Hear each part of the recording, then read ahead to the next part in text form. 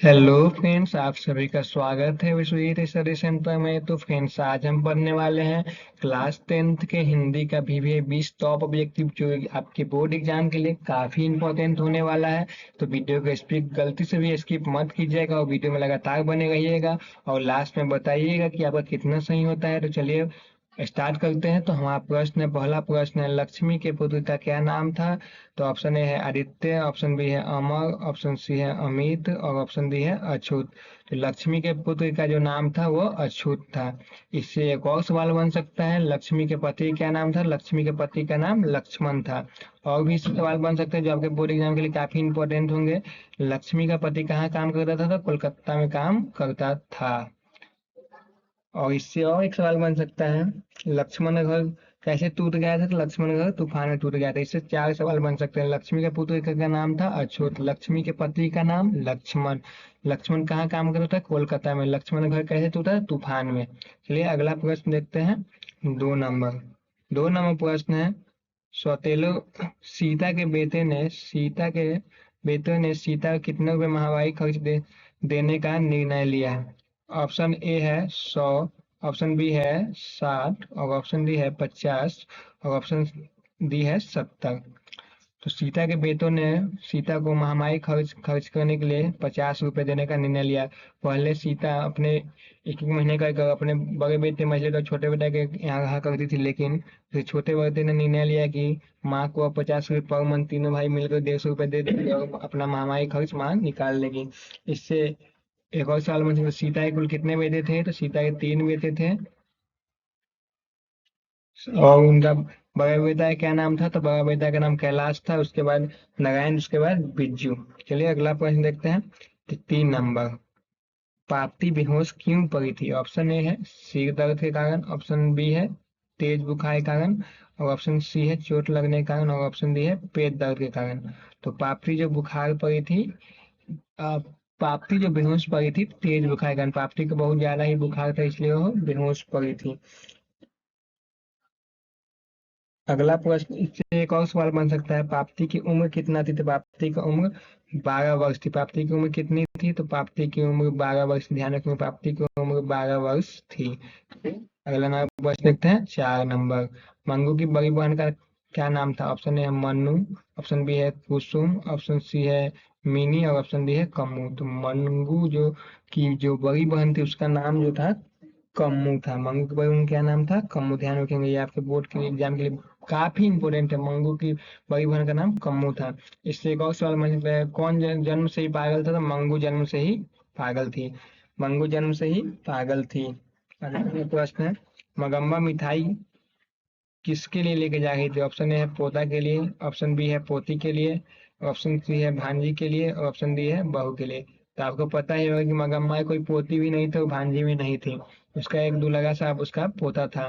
तो मगम्मा जो मिठाई लेके जा रही थी पोता के लिए। इससे एक और क्वेश्चन बन सकता है, मगम्मा का मिठाई कौन ले गया था? मगम्मा का मिठाई ऐसे कौवा उड़ा कर ले गया था, मगम्मा के पे कौवा लेकर चला गया।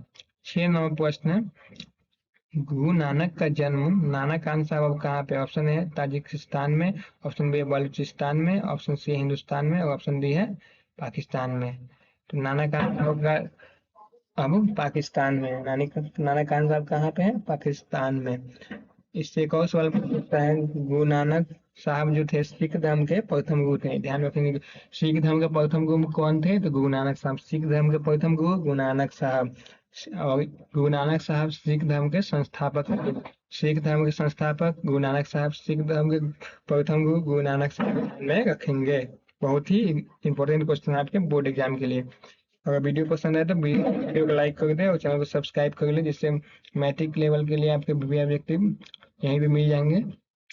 अगला प्रश्न 7 नंबर, गुरु नानक जी ने किस धर्म में परिवर्तन किया था? ऑप्शन ए सिख धर्म, ऑप्शन बी है हिंदू धर्म, ऑप्शन सी है मुस्लिम धर्म और ऑप्शन डी है ईसाई धर्म। तो गुरु नानक जी जो थे उस सिख धर्म के संस्थापक थे, उन्होंने सिख धर्म में ही अपना आपको परिवर्तन कर लिया।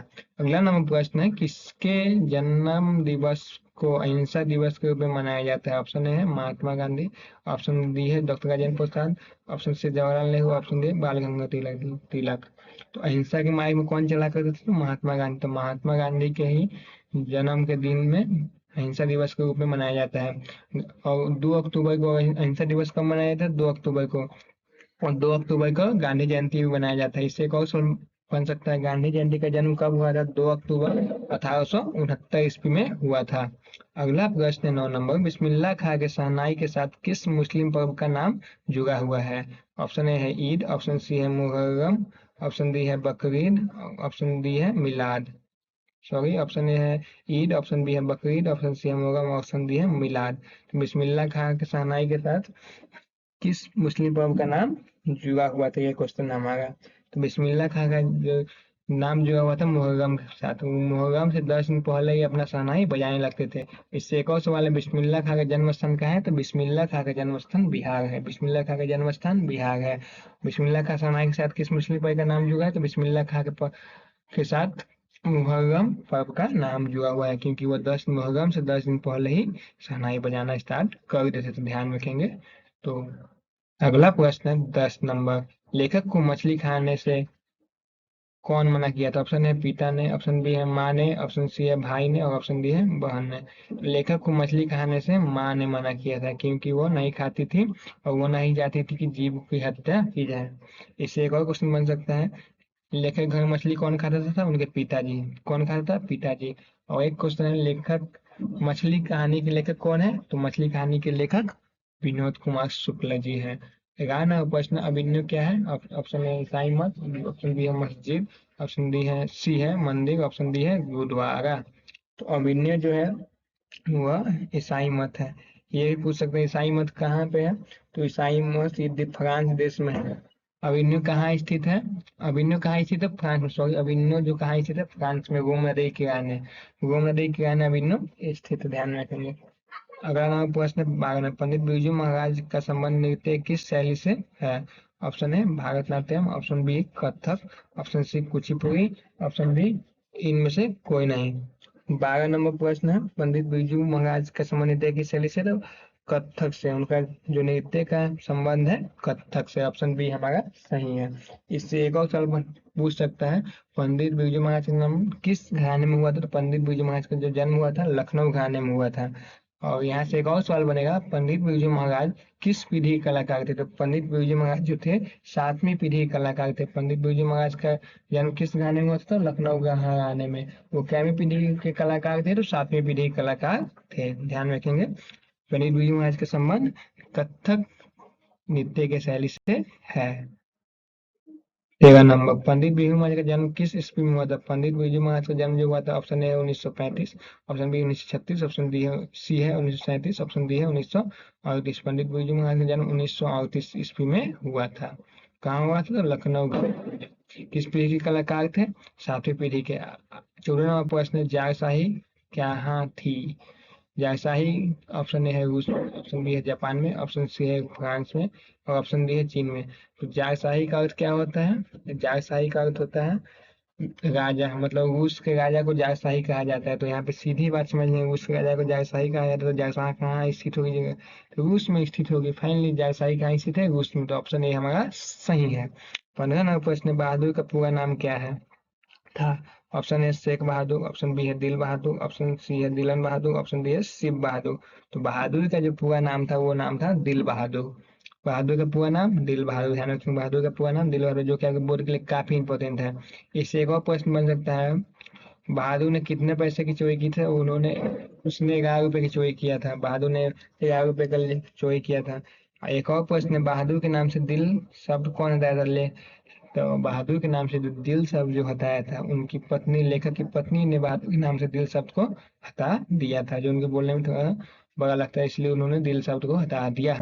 16 नंबर प्रश्न, हिंदी तथा इसकी विविध बोलियां किस लिपि में लिखी जाती है? ऑप्शन है Devanagari, option D Kharosthi, option C Telugu, option D Brahmi. तो हिंदी तथा इसकी विविध बोलियां जो आती है देवनागरी लिपि के अंतर्गत ही आती है, देवनागरी में ही लिखी जाती है। कौन लिपि में लिखी जाती है? देवनागरी लिपि। याद रखेंगे, हिंदी तथा इसकी विविध बोलियां देवनागरी लिपि में लिखी जाती है। तो हम आशा करते हैं कि आप लोगों को समझ में आता रहा होगा। समझ में आ गया तो प्लीज वीडियो को लाइक कर दीजिए। 17 नंबर प्रश्न है, सहजात विगतिया विगतिया किसे कहा जाता है? ऑप्शन है अस्त्रों के संचय को, ऑप्शन बी अनास स्मृतियों अनजान स्मृतियों, ऑप्शन सी स्व के बंधन को, और ऑप्शन डी उपयुक्त में सभी। तो सहजात विद्या अनजान स्मृतियों को कहा जाता है, कहते हैं। और 18वां प्रश्न, मैक्स मुलर ने कितने वर्ष की अवस्था में लीपिजनिंग महाविद्यालय में संस्कृत का अध्ययन प्रारंभ किया? तो ऑप्शन ए है 15 वर्ष, ऑप्शन बी है 16 वर्ष, ऑप्शन सी है 17 वर्ष, और ऑप्शन डी है 18 वर्ष। तो मैक्स मुलर ने 18 वर्ष की उम्र में लीपिजनिंग महाविश्वविद्यालय में संस्कृत का अध्ययन प्रारंभ किया था। कितने वर्ष में? 18 वर्ष में। ध्यान रखेंगे, जो आपके बोर्ड एग्जाम के लिए काफी इंपॉर्टेंट है। 19 नंबर प्रश्न है हमारा, सेन साहब की पांचों लड़कियां कैसी थी? मतलब यहाँ पूछा जाएगा सेन साहब की जो लड़की का स्वभाव थी वो कैसा था। ऑप्शन ए है उदंड, ऑप्शन बी है नासमझ, ऑप्शन डी है मूर्ख, सी है मूर्ख, और ऑप्शन डी है सुशील। तो सेन साहब की जो लड़कियां थी वो बहुत ही संस्कारी थी, मतलब वो बहुत ही सुशील थी और बहुत ही अच्छी थी। सेन साहब की जो पांचों लड़की थी कैसी थी? सुशील थी। इससे एक और प्रश्न बन सकता है, सेन साहब का बेटा एक पुत्र का क्या नाम था? सेन साहब का पुत्र का जो नाम था वो खोका था, वो बहुत शरारती था। वो सेन साहब उसको क्या बनाना चाहते थे? सेन साहब उसको इंजीनियर बनाना चाहते थे। अगला प्रश्न है 20 नंबर, बाबा साहब अम्बेडकर का जन्म किस राज्य में हुआ था? ऑप्शन ए है मध्य प्रदेश, ऑप्शन बी है बिहार, ऑप्शन सी है उत्तर प्रदेश, और ऑप्शन डी है बंगाल। तो बाबा साहब का जो जन्म हुआ था मध्य प्रदेश में हुआ था। ये पूछ सकता है बाबा साहब का जन्म मध्य प्रदेश के किस गांव में हुआ था? तो बाबा साहब अम्बेडकर थे जो, जिनका जन्म महुआ नामक गांव मध्य प्रदेश में हुआ था। इनसे एक और सवाल बन सकता है, बाबा साहब अम्बेडकर का जन्म किस परिवार में हुआ था? तो दलित परिवार में थे, बहुत ही पिछड़े जाति से आते थे। एक और सवाल बन सकते हैं यहाँ पे, संविधान का रचयिता कौन है? तो आप सभी को पता होगा, बाबा साहब अम्बेडकर ही नहीं संविधान का रचना किया जो ने सभी को समान अधिकार दिया है। तो हम आशा करते हैं कि आप सभी को वीडियो पसंद आया होगा, तो प्लीज वीडियो को लाइक करिए, चैनल को सब्सक्राइब करिए, जिससे पहले सबसे पहले हमारे वीडियो का नोटिफिकेशन आप तक पहुंचे। थैंक यू हमारी क्लास देखने के लिए, दिल से धन्यवाद।